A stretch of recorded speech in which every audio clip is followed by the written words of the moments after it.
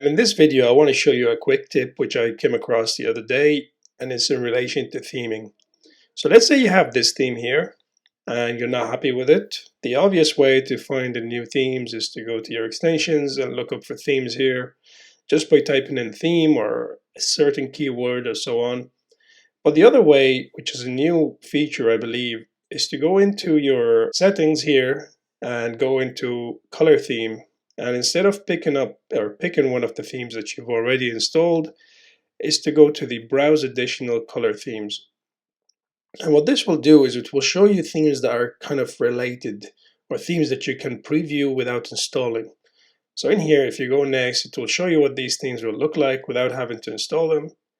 And if I want to select one of these themes, I could just click on them and it will either install it or it will show me a model which will prompt me to install it.